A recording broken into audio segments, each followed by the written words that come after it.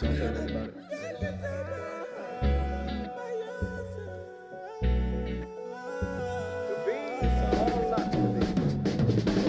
What's up, beautiful people? We are the Ville, and we are back. I am Jada, and I have Tay sitting next to me and Thomas, and we are here once again to give you the real and to give it to you straight, you know? So, since we are here, let's start it. Let's get the talk started.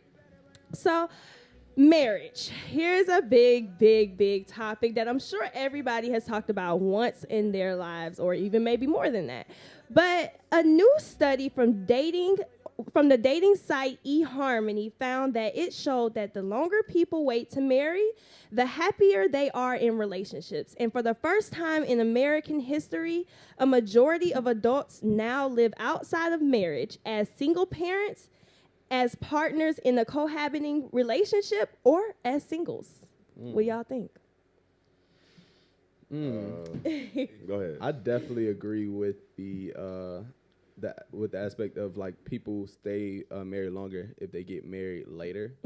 I think that's very important because I feel like a lot of people jump in too early into marriage because what you want at 25 is not what you want at 35. So a lot of times if you wait, you can see what doesn't work for you. Yeah. And you go ahead and notice those red flags before y'all make this big commitment as of getting married, because then you start tying in assets, you start tying in a lot of different stuff when you get into marriage, and you might end up finding out before y'all get married, hey, this is not who I want to do this with.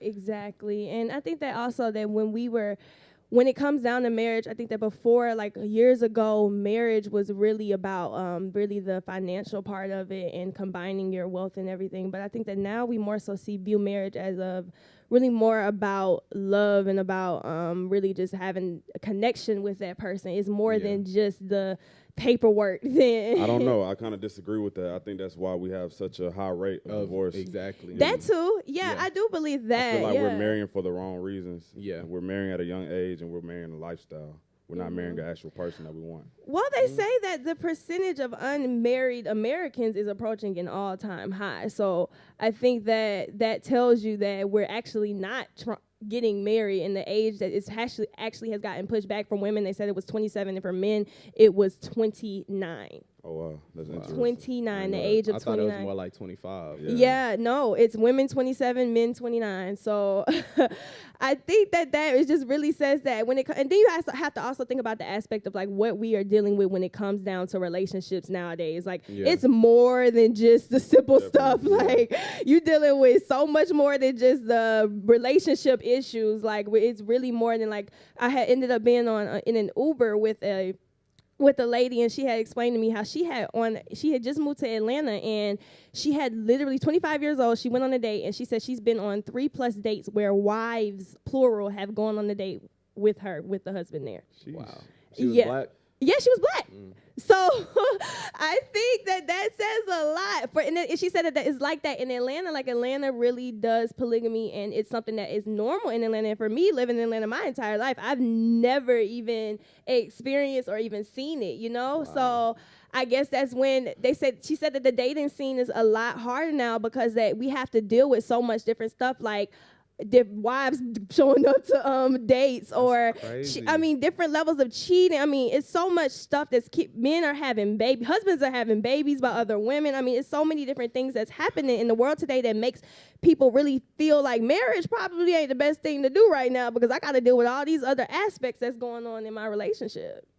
Yeah, I think it's a lot more that you have to consider now going into the dating scene, especially like you were saying in Atlanta. So that's just an incentive to make sure y'all talk through a couple things before even the first date. Exactly, and you definitely need to go through have a better conversation when it comes down to, okay, so what do we want in this relationship, and then what do we want to get out of that? Because I think that for a lot of people, I guess I made it generalized that, okay, when you're in a relationship, then you want to be married. Yeah. But I don't think that's the same thing anymore. I don't think that marriage is what people are really gaining or really going for when it comes down to a relationship nowadays. Now, for me, I think I've always believed in this little fairy tale thing that it goes relationship, marriage, and then kids. But I honestly, like, the way the world is working out today, not a lot of people are actually doing that. Yeah. Like, that's not happening anymore. And I think that may have to do with the fact that kids are happening before marriage. Yeah. That could have something to do with it. Or it just could have something to do with that marriage just ain't the move anymore for people. I wouldn't say that. I would definitely say marriage is the move. In my opinion, I just feel like it's all for the wrong reason why people are getting married. And I feel like that's what's really taking the big effect on the relationship. And I mean, after a few years, after time go by, eventually you're going to realize, all right, money is not what's going to keep you happy. You actually have to be happy in a relationship for it to thrive and succeed. So, But see, I feel like I agree with what you were saying before on the thing of a lot of times the money thing comes after y'all said those vows and after the honeymoon stage goes away and y'all sitting with each other and y'all going through these damn bills and you trying to get a house and you getting a car and shit getting tight. I feel like because when you look at the statistics, as much as people talk about cheating and a lot of different other things that go on in a relationship, the number one reason for divorce is finance. Right. Finances. That's the number one reason for divorce. Two is So lack of sex. Yeah, so we gotta really think about that. I feel like a lot of people aren't thinking about the financial aspect of it and how the legality of it, like how serious it really is. It ain't like y'all can get divorced they're too and then busy you in keep love. their shit and they keep their shit. Yeah. It's a lot more goes into that. So I think that's why I agree with, like, I don't see myself getting married personally till like late 20s, like maybe 28 to like 31, 30 to 33, and I'm okay with that. Because I feel like the reason why we feel that way, because I'm the same. I think that the reason why we feel that way is because we're so busy trying to make sure that the other aspects of our lives, as far as being successful and doing what we need to do to get our lives together financially on our own, that we're so focused on, okay, now I got to get through school, I got to get me a job and all this other stuff before I get married. I think that that's the stuff that we're really thinking about now more so that really pushes marriage back like almost a couple of years, because that's not what we're thinking about. And I think another thing too is our generation is learning from our parents and our grandparents' Yes. generation. Like we've seen what getting married young is and how that works out in the long haul, if that really still holds weight at the end of the day. So we've seen that happen. Not so saying I think that you can't be successful having kids. kids. Not like that it's not successful, but we've seen and we know what we want for ourselves. So we're like, okay, so I would do this different. I would do that different because I've seen this happen. So we're not repeating no cycle over here. Yeah, I got a quick question for y'all. So what y'all think about prenups? What's y'all view on prenup? Would y'all sign a prenup? Would y'all give somebody a prenup? Prenups are messy. Let me tell you why. I'm not saying that I don't believe in them, but I believe that it is very, very, very messy, because I think that you're pretty much saying, okay, if something happens in my relationship, I just want to, I want to put this out there, because I'm very much so a person that's like, I don't like putting stuff out there before it has even happened. So like it would be hard for me to do something like that, because I'm like, I would, as a woman, honestly, I'd be like, okay, so you think so you're gonna cheat on me? So we need a prenup? Like, I'm thinking about like all this different stuff. A lot of women take so that angle. And that's why they ain't gotta sign that. As a woman, that I could see that, because honestly, if I was to get married and my husband cheated on me, I'm taking every goddamn motherfucking thing. I don't feel like, even with Kobe ex-wife, I know they got back together and everything like that, but she took a lot of his millions. Kobe been grinding all his life. I would. But I'm if you cheated on me, yes, I would. If we're in a relationship with like 14, 15, and you help me build myself and help me develop myself as a person, then yeah, I do owe you some of my money. But not somebody that's if I'm already successful and you're not nothing, you're not getting my shit. Oh no, but see, then you shouldn't get married then. Why do I have to marry you over how successful you are? It's different values. But you can put certain things in prenups to make it say, so if you do, like, it's certain stuff that if they do this, then this will happen. Yeah. So like, it's not always if we get divorced. It could be like if something happens in a relationship that you both agree on. Okay, so this will happen if you do this. Or they even have a cheating clause where like if one partner cheats, like if the wife cheats, then XYZ happens. Exactly. If the husband cheats, if I marry my wife within like 7 years and I'm a billionaire and she's just like, I just like her for everything she is and not her money or nothing like that, she doesn't deserve any of my money. I don't care what happens in a relationship. I'm for prenups. It just got to be in the right way. So I'm not gonna have it on some shit like, when we get divorced, you get nothing, and you're sitting there like, if you're not as established as me, and you're accustomed to this lifestyle we've been rocking for some years, I'm not gonna be like, cut it off. But there is certain assets that I want to protect, not only for me but for my family. Like, I'm not building this shit for me.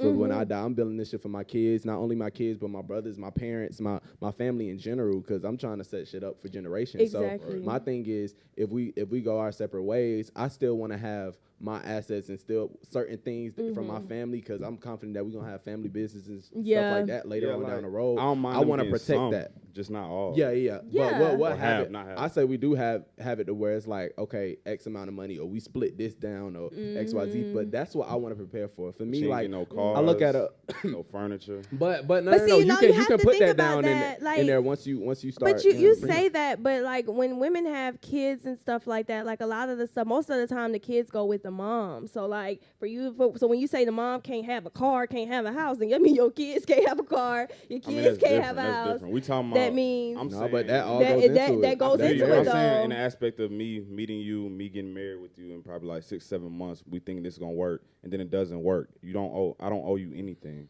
I owe you what I want to give you. No, a lot of times too, it is a time thing. Yeah, it's like time. after It's a year, time. this is what happens after 10 You years. can make it whatever you want. And that's why I'm for it. I look at prenups like a will. Like you make a will, you don't intend on dying. Yeah. But if you do, this is what's going to happen. And when you do, this is how everything's going to go. Yeah. So that's how I think of it. I love that aspect of like you just preparing. I'm very logical. I love to prepare for stuff. I love to like keep stuff. Your life is a schedule. Definitely. I'm gonna chime in real quick. Definitely. Sometimes the judge will throw a prenup out. Really? Wow. Oh yeah. What? Wow. Okay, so we didn't even know that the judge will throw a prenup out, y'all. Yeah, you just stuck. But that's where it go to a lot of times of like when you get into like real rich people. I met a dude who was like, his uncle is a lawyer and believes that that deals with stuff like that, where he helps funnel assets and money onto like different accounts like overseas, so you don't see that money. So a lot of it depends on who you're dealing with. Now a lot of the like business people and people who they know how to get their shit moved. Like you coming for half, you're gonna have half of $100,000 and you got millions in a Swiss account. Wow. So it's a lot. So they getting smart on us now. That's pretty much what's happening. Oh, this ain't nothing new. This been going on. Yeah, they just getting smart. Yeah, they getting a little smart on it. So to move on, let's talk about something that I know that a lot of people think is overrated, but it is the HBCU versus PWI debate. This has continued for. This is just the experience, but this debate has continued for over 2 decades, and frankly speaking, it has been for way too long. So I just think that we should definitely give. It's not really a versus. This is just the experience that we have seen and all experienced ourselves with going to Georgia State, which is a predominantly white institution. And from us have also been a couple of us has also gone to HBCU. So we actually have both sides of the experience to be able to let you know really what is the debate and is it really worth debating over. I think that is a good question. Is it really worth debating over? I think y'all two should start it off. Y'all been at the HBCUs. All right, yeah. So I went to Tuskegee University. Now I'm at Georgia State. I will say a big thing that's different about the PWIs and the HBCUs is probably the social aspect. Because I know when I was at Tuskegee, we actually had it to the point where we were in our dorm rooms and everybody had their doors open. Everybody came out. Everybody was in each other's room drinking pregame and stuff like that. So it was never really like everybody's in the shell, everybody's to themselves. If you close your door and you're by yourself at HBCU, you're lame. You feel me? If you at a PWI, it's no socializing. You have to go find the socialize. Like people are just so open to express themselves with you. Like on my floor, I had a barber on my floor. I had somebody that did clothes. I had artists I had so many things on my floor when I'm at HBCU. When I'm at the PWI, I don't know who's on my floor. I don't know who my roommate is. I don't know none of that. So I just feel like that's the biggest difference. For me, it's a little bit different. I don't think that the social aspect is different. I don't think that that's what's different. For me, it's really more so. Where you come from? What school you went to? When it comes, I went to FAM. I went to FAMU, Florida Agricultural and Mechanical University, my freshman year, and. I don't think that that's what the difference is the social aspect of it. I think that the difference is the family aspect of it and how they really, how HBCUs, how our fam really just made sure that it was always, that I was good all the time, that my grades were fine and that they were always checking on you or even like they let you turn stuff in laid, or like just really making sure that you were going to get your degree. That's really what it was really about. It was about, okay, I'm gonna do whatever I can to help you get your degree and do whatever I got to do to make sure that you do get it. At PWIs, it's a little bit different. They're not so much hands on. But which one prepares you more for life? I believe that HBCU kind of babies. Georgia State definitely prepared me more, just because it kind of gave me that shock that I needed to study, to basically that shock that I needed to say, okay, like I need to get down on my work and I need to study, because it was a lot harder for me because I wasn't getting babysitted. I wasn't getting like the explain this stuff all the way down. Like, no, like I'm in a classroom of an auditorium of damn near 200 people. So there's no way I can have that connect that I had with my FAMU classes where they were like, no more than 20 in there. Yeah. So it does make a big difference as far as that. But I feel like with me being a business major, I really needed that rigor, that, okay, I'm not about to babysit you, because going in corporate America, you don't get babysitted. And you really have to, you on your own out there. So that's why I appreciate Georgia State, and I appreciate them pushing me a little bit further, because I feel like I just kind of would have gotten coddled in a way at FAM, just because they would have tried to really push and make sure that I really, really get my degree. And not to say that FAM is easy, because it's not in no kind of way. I just feel that Georgia State, it didn't coddle me, and it didn't put me in a way where I felt like I really had to go out and I had to get it myself. And it taught me how to go out and get it myself. But do you think that's subjective to certain HBCUs? Do you feel like on other HBCUs they don't coddle as much? Or you feel like it's always that aspect? I feel like it's always the aspect of that, okay, we all black, we all part of a family, and we gonna make sure that we all make it, because we know how hard it is outside of the world. And so like I feel like every single HBCU does that, and that is not saying that that's a problem, because we do need to gather along with each other. But I just think that the coddling has kind of gotten away from the fact that when we go out into the real world, it's not like that, and they don't treat us like that. They're not even checking up on us, really. Yeah. So we got to learn how to really just be able to move within that area without expecting to be coddled or expecting for a second chance. Got you. Okay, I feel that.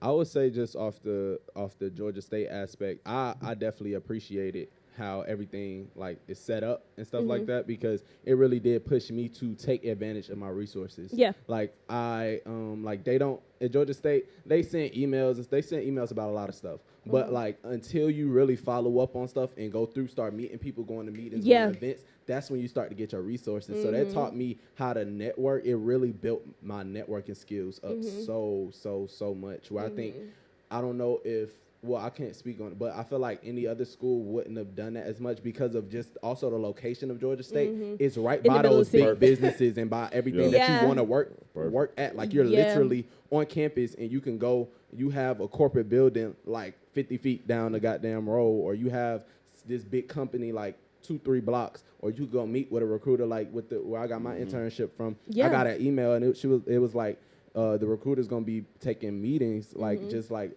little meet and greets at the Starbucks on campus. So I'm like, where else can you get that shit? And then see, the thing about it also is that the thing about Georgia State is that it's very different. And I want to tell you why what's different between, because they do it, but it's something different about it. Okay. With Georgia State, you have to go looking for those resources. Like literally, they are there, but they are not put out there. So you don't know what is going on unless you are actually actively looking for the resources and looking for someone to give those to you. When it comes down to FAM, everybody know. Like, they're going to make sure you know. They're going to be in your classrooms. Your teacher's going to announce it. Like, you're going to know. And that's the thing about it. Like, and that's why I say it's so different, because although those resources are there at Georgia State, it's just that we have to find them. Like, you have to go out and you have to actively look for those resources. At FAM, it's put directly in front of your face. Yeah, like even at Tuskegee, it's times where the teacher will actually sit behind, and she would actually sit there with us, and she's explaining every single thing to us. Georgia State, you better find my office hours and meet me in my office. I'm not finna sit here after class. So I just feel like when it comes to education, I feel like when you at a HBCU, all black people, we just want to succeed. But somewhere else, it's not like that. And it really just depends on what you really need as a student. As a student, I personally, I don't really necessarily need to be coddled. I don't need somebody that's always in my face. I need somebody that's like, that don't really care, because then that really shows me, okay, I gotta like push, you know. But certain students actually do need that coddle, need that experience, need that one-on-one person with them that to really help them through the experience of college. So it really just depends on the type of student that you are when it comes down to PWI versus HBCU. Because when it comes down to PWI, you got to know that you got to go in, running, hustling, getting your stuff together, because it's not going to be given to you. Yeah. It's never going to be given to you. With HBCUs, it's a little bit more easier, because let's just be real, when the companies go there for looking for internships, they're looking for internships for black people when they go to HBCU. So you gotta be the first person in line, really. Yeah. So I think that it just really comes down to really what you want as a student and what you know you need in order to be successful as a college student. Yeah, I think it's easier too to stand out at a PWI. Yeah. Even though a lot of people don't think of it that way, of like they scared of getting lost in the shuffle. But if you play your cards right, like me, like when I got into school, I was like, I'm gonna make sure my grades as high as possible. So when I am putting in my application, people looking like, okay, this black dude with a 3-point whatever, like it looked good. Yeah. So So it looked good when you're especially at a predominantly white school and you this black dude with great grades and you got a lot on your resume. Then they're like, okay, cool. Let's stay in contact. I want your information. Let's go out for lunch. Let's go do. So you could also at a PWI is ways to leverage being a black student at a predominantly white school. And then we also have to stop thinking that it's also a thing like where they're really separate, where we should actually be debating like the versus thing, because that's the thing it is, and that's where I really wanted to come, because I hate that is predominantly white institution, and then like you have HBCUs, which is historical black universities and colleges. I hate that we actually include the color in it, because it's not like it's a majority white people at Georgia State University, and although it might be majority black people at historical black universities, I think that it gives the message that we have one on this side and another one on this side, and we split, you know. And I don't think that it's like that, because I go to Morehouse and I go to Spelman all the doggone time, and I'm welcome, you know, and I go to Georgia State University, and my sister went to Spelman College, and she's currently at Georgia Tech. So I think that it should not matter down to like when it comes down to, okay, do I want to be around the whole, it shouldn't be like the color thing. It should really just be about the experience that you want to have as a college student, because there's black people everywhere, there's white people everywhere, there's all kinds of people everywhere. So it's not like where it should be like, okay, this separated segregation type thing. Like I don't think that it's that. It's really just based off of the experience that you want to have as a college student, and the things that you know that you need in order to be successful. Yeah, I think it's about what you want to get involved to in the community, because that too. HBCUs don't give back to the communities in which they serve. I know y'all ain't say nothing about it. Yeah. I'm from Atlanta. I grew up down the street from Clark. They got gates around it, just like most HBCUs. So most individuals that grow up in these communities do not feel like they can go to these institutions. They don't give back. If you go over there right now, it's the biggest crime rate. One thing I can give at Georgia State is they do try to give back, and they do community service around the community. That's for one. Two, let's be real too about their environment, because HBCUs do promote like an elitist type of environment. It's been 3 million times I've ran to somebody downtown. They're like, "Oh, what school you go to?" I say Georgia State. Shorty ball face up at me. And I'm like, "Where you go?" "Oh, I go to Spelman." "Oh, okay, my bad, boo boo. Well, you're better than me." You know what I'm saying? Yeah, but that's not all Spelman chicks, because that's not all Spelman, because I know some at Georgia State that's bougie too. Nah, I got sisters that they went to Spelman now, so it's not all Spelman. Yeah, because you got some bougie ones in state too. What I'm just saying is, you definitely do. We can get into it later, but we'll talk about that later. But like the whole WB Du Bois talented 10th whole thing, that's sometimes you get that out of HBCU, but overall, you know, I've never been to an HBCU, so I'm not gonna give my whole input. I can only speak out from growing up in that environment. And both my parents went to HBCUs. My mom went to FAMU, and my stepmom went to Clark. But rather than that, I ain't go to class there. I just think that it's just a thing that where, they do have that, because I have experienced that too with me being in like going to like different summer programs and having different schools that come from there. And like when I tell them I'm from Georgia State and you have all these HBCUs, and they're like, "Georgia State, why you don't go to all these different schools?" And for me, it was never about like, I never made it about my people and African Americans when it came down to my school decision. Like that wasn't really what I was ever making that about. The decision had to do with which school was best for me and which school that I felt like was going to make me thrive the most. So I don't think that it should, and that's what we got to stop doing. Like, that's not what it comes down to, because at the end of the day, we all trying to get a degree. Yeah. So, and honestly, like, we all need to be coming together instead of separating when it comes down to schools. I mean, it's not really, honestly, to me, it ain't that big of a deal. If you black, you're black, and guess what? Yeah. PWIs don't give a damn about you either. Let's be real. Georgia State does not tailor to black culture. Yeah, that's what I've been saying. Yeah, And definitely another don't. big thing too is it's also based off like your financial ability, like of Yeah. your family Exactly. too. Go where because you can go. Don't break Yeah. your neck and be Trying to be an HBCU. owing like $300,000 Yeah. to go, because the experience is gonna be great, but you still stuck with them $600 a month student loans. Yeah. And, Oh, and they all want that debt when you on- graduated. and They want- don't- As they soon as you don't- walk across the stage, you get 6 months. You get 6 months, and they Yeah. want they shit. Like, I think it's either 6 or 2, but they Nah, knocking it's at 6 the- months, 6 and if you months, don't yeah. enroll into another Again, program, yeah. because they got this thing where, all right, you got 6 months, but if you don't, if you enroll into, like, let's say a grad program, then it rolls over because you're in school. They can't start Yeah. collecting. So that's why some people I know, they'll graduate, be like, oh shit, I need to hurry up and get enrolled in some. Yeah. And they get into a program and just accumulating more debt, so they don't have to pay debt. That's backwards thinking, but Yeah, but because I get it. that's the reason I ended up going to Georgia State. I initially thought I was going to HBCU too, coming from high school, until I realized, damn, like HBCUs are Cost a lot. significantly higher than what I thought tuition was and what I can afford. I just want to say, And it's crazy. don't let cost though stop you from. Yeah, don't do going. that. If you grew up and you knew you always wanted to go to Howard, go to Howard, bro. Because like one thing I will say, Clark, they have a motto: find a way or make one. And that's real. Like, there's scholarships. You don't gotta have it. If you academically sound, work your ass off. You can get scholarships. There's, I mean, let's be real. They're stingy, but if you know this, start networking, start going up there, start doing whatever you can, and get scholarships. They're out there. So No, yeah, definitely do that. But Yeah. from my aspect of it was because I held on to the bitter end. When I walked across the stage, I still thought I was going to HBCU. On my damn graduation cake, I still had the school on there, so I'm cutting the damn cake. Yeah. He's telling me that every day in the gym. Yeah, They come to the gym every day like, I'm I'm going to Howard. I'm going to Howard. Like, I had that shit on my cake after like the week Yeah. after graduation when we had my little party and stuff like that. So I really was trying to make a way. I was calling hell. I was thinking about joining the damn Glee Club. I was like, Not I'm the gonna Glee figure out. I Club. was like, I'm gonna figure out how to get in here. But at the end of the day, it just didn't work out how I planned it, and I was Yeah. like, I can't risk like taking out all these loans every single year. Exactly. It's nothing that I can even work with. Like I ain't even, all I had was Pell Grant, and I was like, that's it for. So I just couldn't do it. But that's just to say like it's okay if that's not if that's not your situation. If you don't have it, Yeah. at the end of the day when you need to start enrolling in schools, it's okay to go to PWI. And understand that HBCUs do have graduate schools as well. So undergraduate is not the end of the world. Like, you can still go to whatever school you want in graduate school. Yeah. But to just move on, so pretty much what had happened this week was basically, we have what we're going to talk about. Do you need college to be successful? Bill Gates, Mark Zuckerberg, and Lady Gaga are all wildly successful, all without college I'm not degrees. gonna As lie. hell. hold on.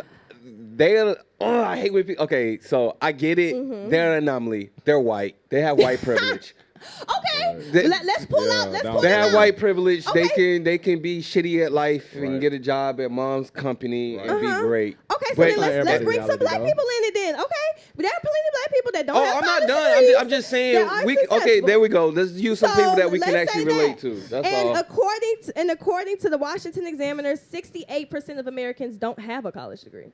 I feel like it's all about connections anyway. It's all about who you know. Yeah, I think Ali said it multiple times before. You're paying for a network. So Yeah. Oh, yeah. It's Exactly. yeah, And I'm gonna so- show But you it's a some lot stats easier in a to minute. network at a HBCU than it is at a PWI, in my opinion. It's definitely a lot easier. Lot But easier. I think that it might be, although it might be a network, and when it comes down to this question, I think that it honestly depends on what you're trying to be and what you aspire to be. Because if you're trying to be a doctor, if you're trying to be a lawyer, if you're trying to be all these different things that kind of require a degree, because I don't want nobody working on me when it comes down to a surgery. And if you ain't been to no school, care and how you good ain't of an learned, I don't entrepreneur care you how are. much you done learned on YouTube, I don't So care. I got some stats right here, right? So the odds, if you're going to school to make money, right? So the odds of you being a millionaire based off color, right, is if you get a higher degree, the higher degree you get, Asians have a 22.3% going to get a master's or education. They have a higher chance of getting becoming a millionaire. Whites have a 21.5% getting higher degrees to becoming a millionaire. Hispanics have a 6.8%. with higher degrees of becoming a millionaire. Blacks have a 6.4% chance. You know. So, well, it's not just about who you know, too. It's a system where it's closed off. So we have to become innovators now. And my whole argument is you don't have to go to college. You know what I'm saying? Be an innovator and create a new lane. You're going to fail at this system. You're just going to be a regular person if you follow today's society route. Yeah. Because let's be real, our parents told us, go to school, you're going to be great. That's because that's what they value back in the day. A lot of people weren't going to school and getting. Well, that's the system. What I'm saying, we're in a gold mine right now where we have the internet, we have technology. You don't have to necessarily go to Georgia Tech now to learn STEM. You don't necessarily have to go to Georgia State to learn marketing. You can go out there. We're in the city already. It's about networking. You know what I mean? Going in the city and utilizing those sources. Most of us spend probably 5 hours a day on Instagram when you could have been marketing yourself for 5 hours on there rather than sliding and show your DM. Yeah, I think that is very true, but like I was just saying, I honestly feel like certain degrees we require you going to school. Like certain jobs require you going to school. A doctor. And that's I just, want you to go to even school. Even if you go beyond that, lawyers definitely, I feel like they need to go to school. I feel like that's something that definitely, you need to know the law and you need to know it in the type of way that puts you in an environment around individuals that are trying to do that. We got to start getting those positions. I just think that it just depends. It really just depends on what you want to be, really. It really depends on that. Why do we need to be in those positions? I feel like we need to be in higher positions just because so we can have more say-so on what we're doing as far as life and everything like that. So wouldn't it be more better than instead of trying to integrate inside those systems, like going to being a lawyer and working for the system, you go create our own business networks and then we can hire our own folks, like rather than doing it like that. I don't know. Maybe I'm just kind of. I don't know. I think I'm just still in this system where I don't Which believe affects the in system more though. Do you feel us like creating our own system. No, but you could still go be that lawyer and still do what you're saying. Right. What I'm just Yeah. saying, like a lot of us, like perfect example. I'm a pre-law major, right? Let's be real. I can go get I got a 150 on the LSAT, right? I can go get a degree. Guess what? Because I didn't go to an Ivy League school, I'm not going to be working at no major corporation. Yeah. I'm going to be working downtown, stressed out as a public defender, making $50,000 with $200,000 of debt, right? Guess what? I could try to help black people out all I want being in that program, but I'm going to have 203,000 caseloads, trying to move in 1 week, not getting paid shit, stressing. The reality of it is integrating that system. I can't really help black people out like I thought I could, and now I'm gonna end up depressed. Everybody that I've dealt with and interned with that is black have no real power in them in those courthouses. They don't. So I can go outside, I can still help out in that same aspect, but create my own program and create, let's say, a nonprofit program where we can still generate wealth and go in there and fight and try to change the laws rather than being in that system. I don't think you can change it being in their system. I like that take. Create your own system. This new Instagram, this internet, this is a new system telling you we are one of the luckiest generations right now. Yeah. Absolutely. Yeah, I definitely Absolutely. agree Yeah, with that. and to say like you don't need an degree. I think we could all agree on that. You don't need a don't degree need that to shit. be, Yeah. because even the entrepreneurs in my Yeah. family, like my grandma, she had a beauty salon for like over 30 years, and she had like the best. Like she was the best in the town, but she didn't have a college degree. And there's My trade mom is an schools. entrepreneur. I don't think trade that schools. I don't necessarily think that you need a degree to be successful. I think that when that wording makes it a little bit weird. But I do believe, honestly, when it comes down to the reason why, when I'm thinking about it now, when it came down to why I got my degree, is just to advance my knowledge and to really advance it into what I wanted, into what I wanted to be. And I wanted to be the most elite at what I'm doing. So I felt like Oh, you trying school. to be an elitist? I gotta watch you. But I just think wanted you to be meant the best. No, I didn't mean it like that. I I know wanted what you to be the mean. best at what I am doing. So I felt like I needed to go to college in order to do that and in order to gain all the information, because I honestly didn't want to have to go search for it. At college, it was kind of already there for me. Yeah. So that is the reason why I went, because I don't necessarily need to go to college to be a business major or anything like that. You don't have to. I kind of went to school kind of a little bit of some of the same reasons as you, because like I said, I already knew before coming in that some degrees are pointless. That school is a business, right? And so what I realized is I'm about networking. The reality of it is like you'll see me. I'll be at Emory. I'll be at Georgia Tech. Why? Because they have certain degrees that we don't have here. Yeah. I'm cool with people that are aerospace engineers over there. The great thing is I network at this school, and I'm gonna meet people that who are gonna actually be somebody. Let's be. It's not gonna be everybody, but somebody in there gonna be somebody great. And then we can create a rapport. We'll know people in different diasporas all over the city and possibly in different states. Yeah. So it's just a network, and for me too, it was a cultural thing. You have different generations. This is a new world. Like I didn't go when I was in high school. We didn't have people walking around looking like Lil Uzi. I wasn't used to that. So like this is new to me. Not Lil Uzi. You know what I mean? Looking real colorful. Yeah. So that's cool. But yeah, okay. So just to move on, transition to the next topic. Finding new ways to own, Black ownership, and making ownership an important aspect of the wealth conversation. Start off with that. All right, so like I was just saying, one thing I have been doing is studying different platforms, right? And what's happening is like the old school regimes, the old school way of doing things, such as radio stations, those are dead. Yeah. TV is dead now. Everything is down to the point where if you study the game, everybody has a phone. It's down to technology. If you can understand the people that you're trying to market to, your target market, and you can understand how to get to them, that's all it takes. And to be real, you don't like I was saying with going to school. I may not know a trade, right, but I want to open a business. Let's say I'm a freshman. Excuse my language. I'm gonna stop trying to say the N word. But let's just say I'm a fresh dude. I want to be fresh. I can go down, right? Go to a barber shop. I've seen it happen. Be like, hey, bro, you can teach me how to cut hair. Learn how to cut hair and everything, and then network in that barber shop. Meet the dude that own it, and say, you know what? Can I work for you for free? Yeah. You know what I'm saying? And learn the game and go out there and get the bread of however you got to do it. But to be honest with you, it's a new system where it's on you. It's first user. Yeah. It's no rules to it. You have to create what works for you. So just don't get in that whole mindset of thinking I got to do it like this or like that.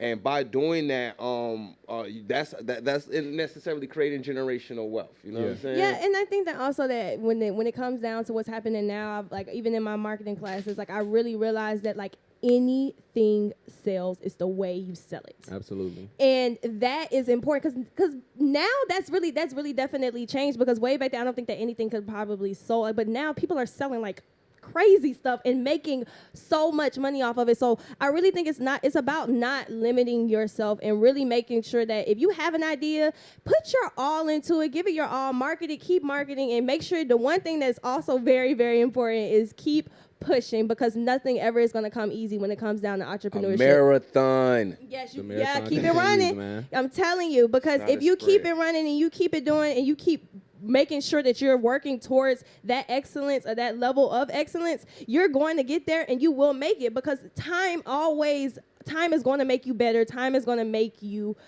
the company better, whatever you're owning. And another thing too, like when you're starting that business, networking is so very important. You never know who knows who. You never know who you can meet at these especially in Atlanta. There's so many networking events. There's so many conventions. There's so much going on in the city. You can go there, pay your little $20, and just talk to the people around you. You never know who knows who. You could be meeting your next business partner. You could be meeting the next person who has something very pivotal to your business and getting your goods cheaper and XYZ. So it's a lot of different things you can do at these networking events in Atlanta or just anywhere, hell. Yeah.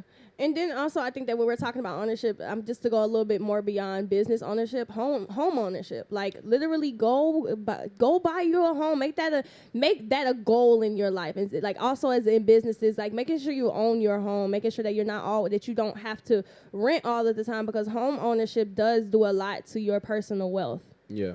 Yeah, when we just speaking of entrepreneurship or just ownership, we speaking of just Black entrepreneurship, period. So whatever it is, because like I was saying, we got to get out of this system of working in these old systems. And if we could create our own lanes and create our own things for our people, nobody gets mad at the Chinese for only selling the Chinese. Yeah. Nobody. Or coming in our communities and building up infrastructures. You can go to an Asian community and see Asian businesses.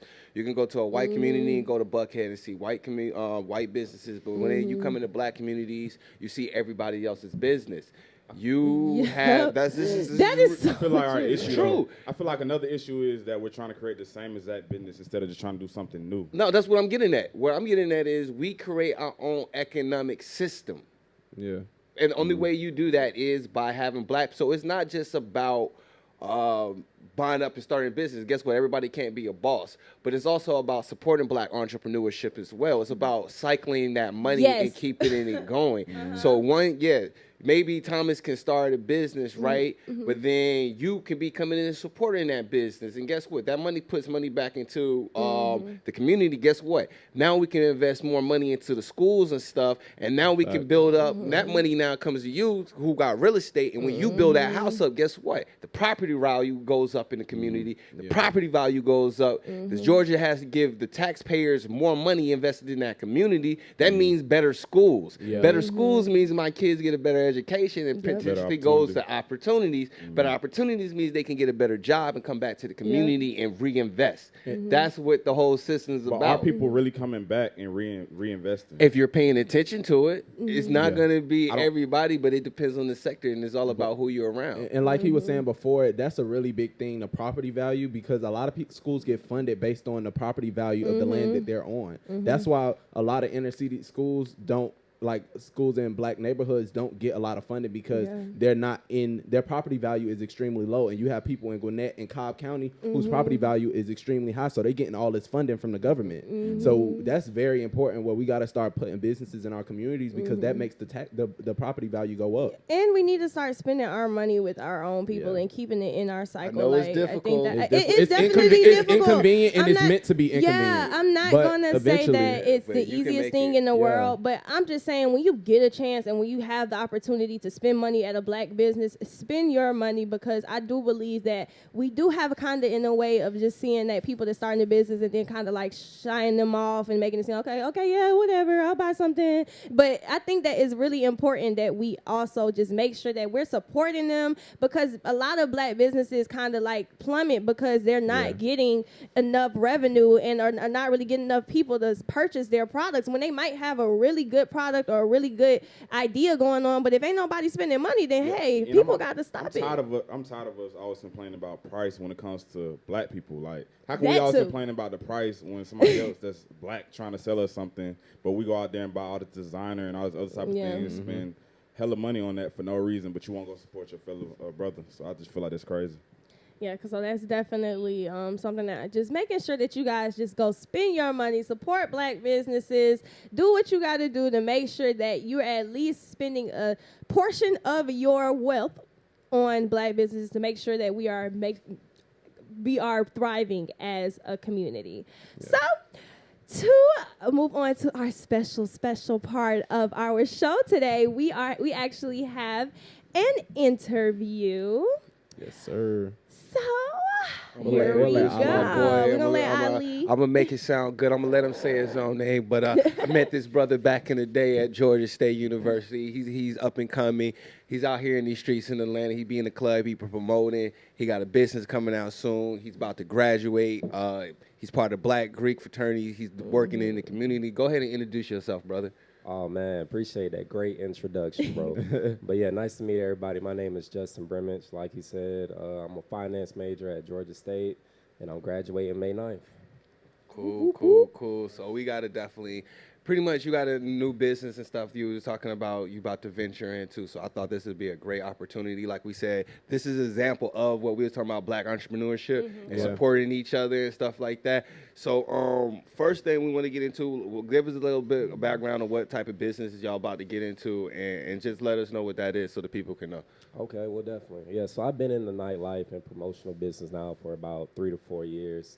And the business I'm getting into, you know, I was just able to network within the club and meet the right connections to where I can meet, you know, the people who own restaurants, who own lounges, who own clubs. So now I had the idea, you know, once you find a mentor, it's so important because they've been through everything.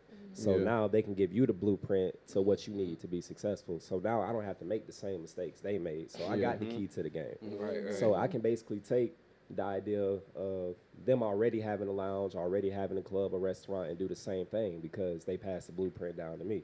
So that's my goal and what I'm doing now. I'm opening up a sports bar and grill within Atlanta.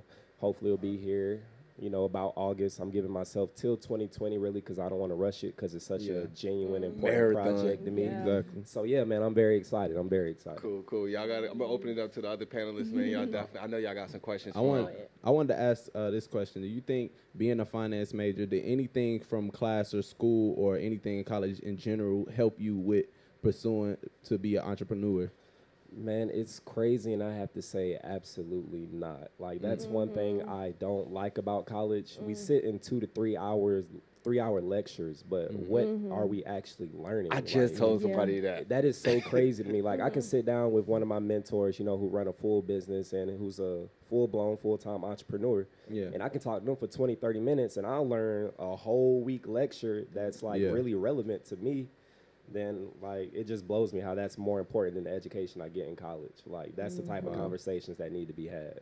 Definitely agree with that. All right, so I do know you. Didn't you go to Savannah State before? I definitely do. All right, I'm just making sure I'm on. I pay attention. I pay attention. HBCUs, yeah, I got the best So of both worlds. when you went to HBCU and then when you did go to PWI Georgia State, what were some pros and cons or that helped develop who you are now to graduate? Let's see. Definitely. Give me one good pro and one good con from each institution and how it developed you who you are now. So with Savannah State, I would just say being surrounded by Black excellence, because it's like being in a HBCU, they don't really leave you room to be complacent or slack, because it's your job as an African-American male to make sure you're on your P's and Q's at all times. That's dope. Versus, at Georgia State, I would say they did give me a nice sense of networking and professionalism, but, nothing hits home like a HBCU, though. Yeah. It's like that good fried chicken that you get from grandma. Oh, fried chicken Wednesdays. Right, for real. No, for fried chicken Wednesdays be it. But so when it comes down to like if there's somebody that wants to aspire to be an entrepreneur and open their own business, what would you say is the key aspect that they need to remember and realize when it comes down to entrepreneurship? I'd say the key aspect is remembering that you're going to have faith, and your journey within your business is going to be a roller coaster, because not everything is going to be great. You're going to have some rainy days, you're going to have some shiny days. I don't think a lot of people understand that in entrepreneurship, because versus having a corporate job, I know I'm going to get this amount each week, whether it be weekly or bi-weekly. Entrepreneurship, necessarily not an investment. You never know what's going to happen. It can be rocky, it can be great. Yeah, so that's what I say is one of the most important things. Question for a lot of up and coming entrepreneurs. I know we're big on the social media scene and the internet scene. How would an entrepreneur know when to take that step forward to get a brick and mortar, an actual spot, or take it to the next level? Say they're a chef or something, they do different events and stuff like that where they cooking, and they want to know when it's the right time to take this into an actual space, and so I could get my own. I'll say it all depends when you feel that you have perfected your craft, because once you introduce something, it's introduced, and first impressions are everything. Yeah. So you don't want to, promote this, that you're a chef and, your food's trash. It's going to be like, oh, man, I'm never hiring him or ever having him host an event again. Yeah. So, it's all about presentation and you being prepared for when you are ready, and when your time does come, you don't fumble the bag. That's all. I feel it. Cool. So like they were saying before, like starting businesses or starting anything, you can go through trials and tribulations, right? So like, give me an example or a background like story of like a trial and tribulation you had in college, where it was like you was probably in classes, you had to dig through, or you was trying to work and go to school. Like, give me something that prepares you and how you got through it, as far as just like being a black male just trying to maneuver with life and going to college, and you being able to be resilient. Oh, man, see, that's so crazy to me, but I'm just a strong believer that, what doesn't kill you, it make you stronger. Amen. What you definitely make it through prepares you for greatness, and I just always felt like God doesn't give, these struggles and these stories, to average people. So I just know it's always something in store for you if you're going through something. But it was just hectic for me because I just had so much going on at one time. Like, it was a point in time where I was carless. My lights in my apartment was off for 30 days. And keep in mind, I'm a full-time student. Like, I had lost my job. I was trying to cross Greek. Keep in mind, I was still trying to pursue being an entrepreneur and all that. Yeah. So, I mean, it does get stressful. I just feel like no bad time lasts forever, if that Yeah. makes sense. Yeah. Okay, so how you were saying like how you had to like juggle a lot of stuff when it comes down to being Greek and then having to be in school and work at the same time. How exactly did you juggle all of that? See, it's definitely all about time management. Like, for example, Amen. and Nah. I know it sounds like the most cheesiest things, but it's so true. Cause think about it, statistics and stats, they don't lie. It's 24 hours in a day, so you have to definitely control and manage your time. Like me, for instance, I'm a full-time student. I got a corporate job and I do promotion and nightlife. So that means like I get up at 6, corporate job all the way to 3 o'clock. After 3 o'clock, I'm in class 4 to 7.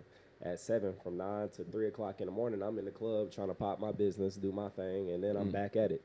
Time management. And then I got to fit time to do homework. And then It's some, bro, dead ass, bro. It's some days that I don't even go to sleep, bro. Like, literally, that's why I'm a few minutes late today.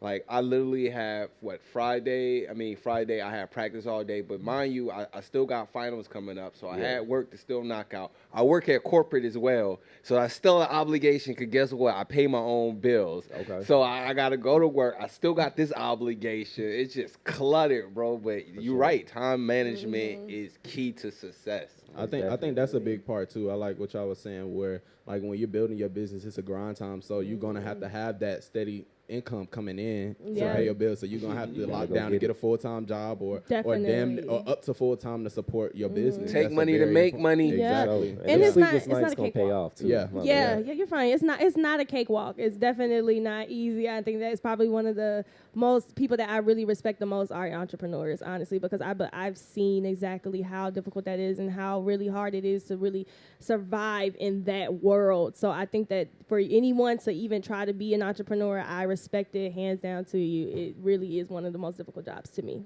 Yeah, and sometimes you got to accept the fact of sometimes you may be leaving what people feel like is a good job, and people may think you are absolutely batshit crazy. Like my mom, for instance, I remember when she was leaving from being a police officer, she was making pretty good money because she had been in it for a while, and she was like, "I'm about to do mink lash extensions. I'm about to get into this." So she started in our basement, and everybody was like, before they got Margo, hot. are you okay? Are you like, like, are you good? Like, y'all making good money? Like, what are you doing to do lashes? Like, is that a thing? And now her business is popping. Shout out to Chic, SHEEK Lash Extensions. Hey, make sure y'all go hit that. Go ahead. That's my dude. She 5 star. She opening up new locations coming soon. Yes. Everything is coming into fruition. So it was just like, and now she's doing better than she was being a police officer. But people ain't see her vision, and you have to really. She was telling me, she was like, son, I'm gonna bet on myself, and that's what you really have to do as an entrepreneur. That's what Rich Homie was saying. You gotta step out on faith. And she was like, it was many times where I was doubting. I'm like,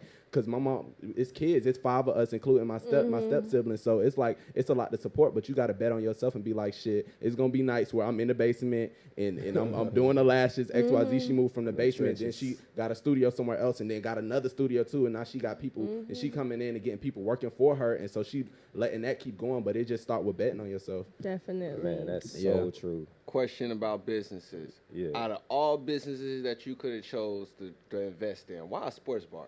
Yeah, I get that question all the time, especially, since I'm at like 5 clubs throughout the week. And my ideal idea at first was to open up a club, but then after watching the business and being very observant, so at a club, you got to worry about selling something. I got to worry about how much sections I'm going to sell so I can get them $60,000, $70,000 nights, because it is possible, but you do have to sell to your audience. Versus, if you have a sports bar and grill or a restaurant, you don't have to worry about selling anybody anything. I know I'm going to have a consistent customer base. I know people are going to rock with the space just because of the detail and because it's just for the culture and how lit it is. Like, I don't have to worry about selling nothing. They're just going to come and show up, eat good, drink good vibes. That's It's very going to sell itself. That's what I love about it. Yeah. And the thing that I really like about the idea, honestly, is that I really can't really bring up any sports bars that are black owned in Atlanta. I don't know if I can. That you can think of. That I can think of. So, Free hats game off right to you for across that. the street Yeah, from the seriously. Shells downtown. But y'all have to understand that I'm not really a sports fan, so I wouldn't know. But I think not to say that. You just can't think of any off the top of your head. that's. So I'm that not the means that there audience. needs to be more. Yes, so that definitely means that Now, I there haven't needs to be seen more. one that's tailored more to, let's say, like a younger crowd, Yeah. or like your 20s or like your early 30s. Yeah. It's it'll be a little mixed, but it'd be a little bit of old. I'll be like, Yeah. bro, Yeah. I don't want to hear lean with it, rock with it, bro. Like while I'm eating my wings, like, can we put on some black, maybe? You know what I'm Yes, saying? definitely. Yeah. Well, we are reaching upon our end of our show, and we always give y'all the on this day history. And Sidney Poitier became the first black person to win an Oscar for the Best Actor on April 13th, 1987. So, you guys, that definitely says a lot. I think that was a pivotal moment for actors and actresses that are African American, and we need to definitely bring that up and just giving you guys a little tea, putting it in your ear. And we definitely want to thank Justin for coming out and letting us interview you. It was Appreciate really, it, bro. definitely, Appreciate y'all. definitely brought our conversation, brought a lot of interesting aspects to our conversation, and we definitely do appreciate it. Thank you. No doubt. Thank you. And here we go. So, anybody want to close us off on their closing thoughts? Yes, I do. Okay.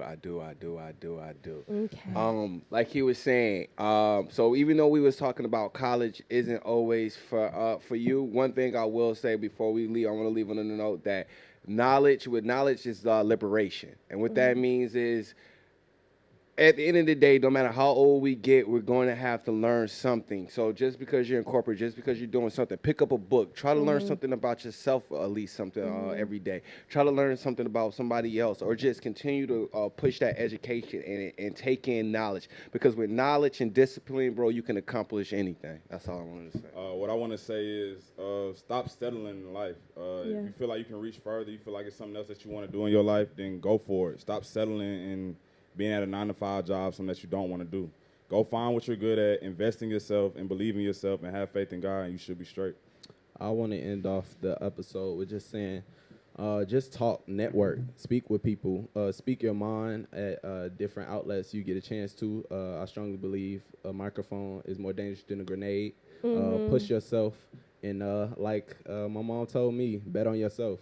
Definitely. My closing thoughts are just really just make sure that we're just always trying to do whatever we can to strive to be our best. Whatever that is for you, do that. I think that is definitely when your mind is idle, that's when bad stuff begin to happen. So if you're just keeping your mind doing stuff that really just make you excel as a person in all kinds of ways, I think that that's definitely the most important thing. That don't try to focus on what's so traditional, because I can tell you right now that I've going from fam to where I am now, it was all kinds of just going everywhere, but where I'm at now, really, I appreciate it and I love it. And none of this was ever planned when I came out of high school. None of it was planned, and it all just kind of happened by the grace of God. So just know that life, if something does not go your way, hey, it might mean that you have something better looking ahead. Definitely.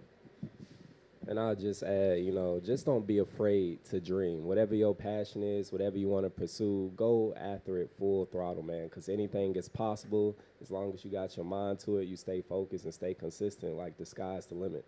And I feel like a lot of people, they don't realize that, like, we got the same 24 hours. We all human. It's not a difference between me and you. If you want to be the next Jay-Z, want to be the next Diddy, next millionaire Warren Buffett, you can do that. It's possible. We all the same. So that's all I want to end with. Alrighty. Well, we are at the end of our show, and this is The Ville on Power 108.9. And I am Jada. You can follow me on Instagram at TheRealJadaDean. Hey, man, this your boy, One Tay. Y'all can follow me at _1 TAE_. It's your boy Thomas. You can follow me on Twitter and Instagram at Thomas_Jones, the letter I, the letter V. It's your boy Just. You can follow me at DATBOIJUS, that boy Just. And last but not least, your boy Ali. You can find me at Prince_Ali at Instagram. Slide in my DM, ladies. One last thing, y'all. We are doing a viewers pick for one topic. So what we're going to do, we're going to have it on our social media, all our social media pages. We trying to get content, get y'all involved, man. Y'all DM our page, The Ville ATL, THEVIL ATL on Twitter, on Instagram, on Facebook, on YouTube. Y'all, we tune in, man. And follow us on our IG, The Ville ATL, and we are out. Yo.